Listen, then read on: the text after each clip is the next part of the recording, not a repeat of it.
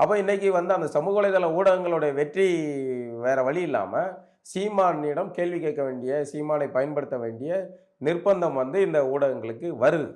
இந்த சூழலை உருவாக்குனது சமூக வலைதளங்களுடைய வெற்றி தான். அதை நாம் தமிழர் பிள்ளைகள் சரியாக பயன்படுத்தினார்கள். அதனால் சாத்தியமானது. சீமான் அவர்களும் அதை சரியாக பயன்படுத்தினார். நீங்க பாரம்பரிய ஊடகங்கள்ல, பத்திரிகைகள்ல, தொலைக்காட்சிகள்ல காட்ட மாட்டீங்க. "விடு போ, எனக்கு வந்து இணைய ஊடகம் இருக்குன்னு" அதை சிறப்பா பயன்படுத்தாங்க. இன்னைக்கு சீமானை தவிர்க்க முடியாத இடத்துக்கு கொண்டு வந்து சேர்த்திருக்குன்னு வைங்களேன். அதன் பிறகு நம்ம ஒரு இடத்த அடைஞ்ச பிறகும், இன்னும் சில விஷயங்கள்ல நம்ம கூடுதலா கவனமா இருக்கணும். நீங்க வளர்ற வரைக்கும் தான் வந்து போராட்டம். ம். வளர்ந்த பிறகு நிம்மதிலாம் கிடையாது. வளர்ந்த பிறகு இன்னும் கூடுதல் போராட்டமா இருக்கணும். இன்னும் கூடுதல் கவனமா இருக்கணும். போராட்டத்தும் கூட நிறைஞ்சிரும் உங்களுக்கு. ஒரு இடத்த அடைஞ்சிட்டீங்க, இலக்க அடைஞ்சிட்டீங்க.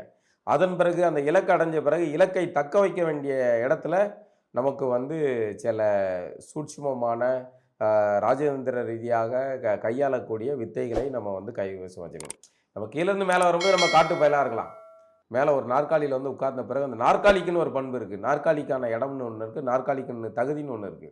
அப்போ அந்த நாற்காலியில அமரும்போது அதற்கேற்ற மாதிரியான நம்ம நடந்துக்கணும். சீமானவர்கள் எங்கேயோ ஏதோ ஒரு ராமநாதபுரத்தில இருக்கிற ஏதோ ஒரு காட்டு பயலா இருந்தா என்னனாலும் பேசலாம். எதன்ட்டு கடந்து போயிரலாம். சீமானவர்கள் ஒரு தேர்தல் அரசியல்ல ஒரு முகமா இயக்குனரா இருக்கும்போது கூட அவர் என்ன பேசிட்டு போயிரலாங்க போயிரும்.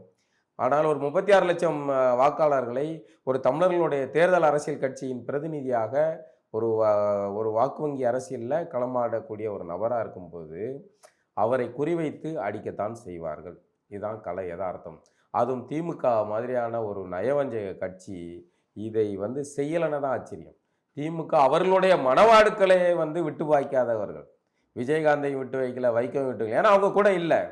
அப்ப விட்டு வைக்காத பட்சத்தில் அவர்களையே வந்து கோமாளிகளாக அவர்களுடைய ஆட்களை ஏவி விட்டு ஊடகங்கள் மூலமாக, இல்ல வேற எங்கேயாவது ஒரு மீட்டிங் நடக்கும்போது அங்க வந்து சலசலப்பு உண்டு பண்ணி, இப்படி செய்யக்கூடியவர்கள், தமிழர்களுக்கான அரசியல் நடத்தக்கூடிய சீமானை வந்து விட்டு வைப்பாங்களா?